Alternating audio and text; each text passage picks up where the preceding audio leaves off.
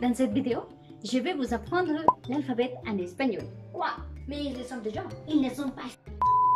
Ok. L'alphabet est très similaire en espagnol et en français.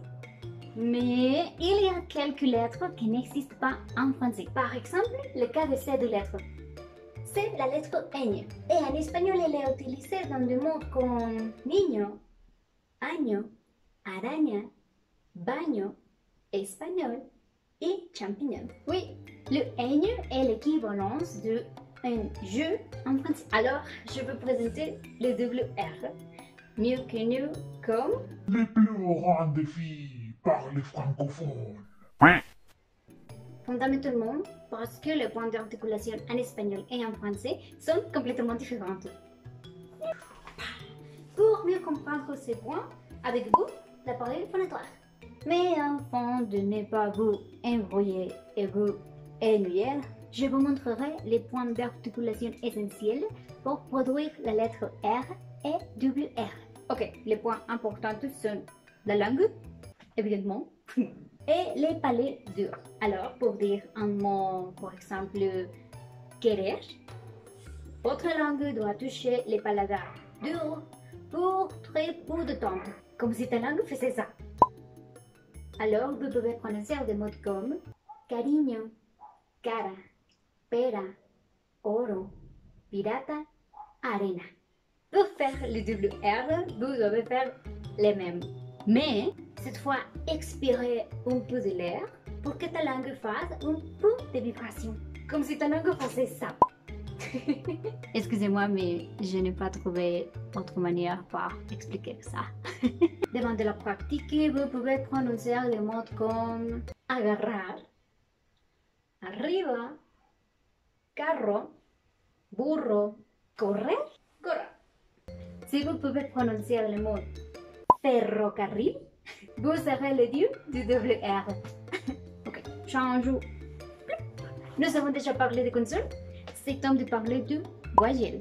Contrairement aux milliards de voyelles en français, en espagnol seulement existe 5 voyelles. A, E, I, O, U.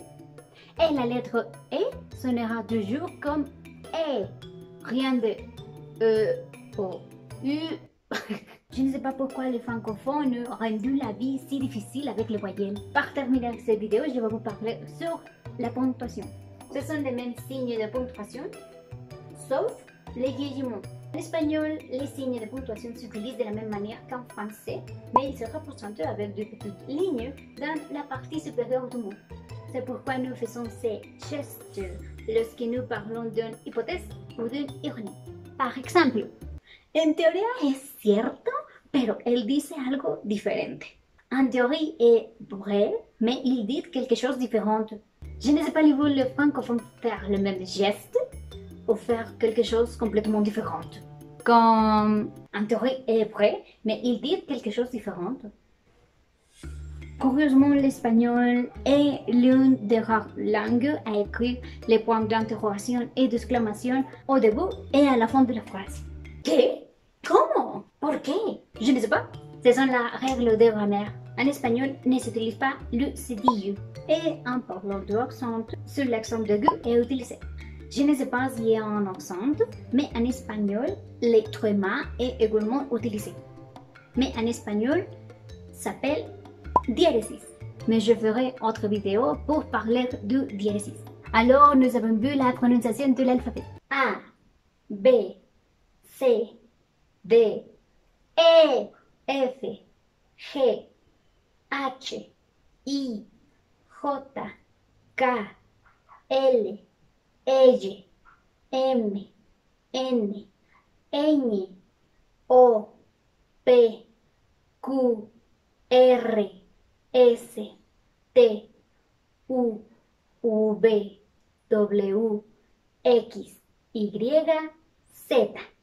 Et les signes de ponctuation sont punto, coma, punto y coma, dos puntos, puntos suspensivos, signos de exclamación, signos de interrogación, paréntesis, asterisco, barra o diagonal, guión, guión bajo, comillas, diéresis, corchetes.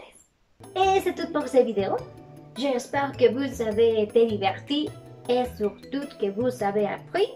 Yo soy su servilleta y aquí se rompió una taza y cada quien para su casa. Bye. Certaines personnes disent V de burro y V de vaca, mais c'est un peu naco. Il y a une chanson en espagnol sur les voyelles qui dit que la voyelle E rire plus que vous.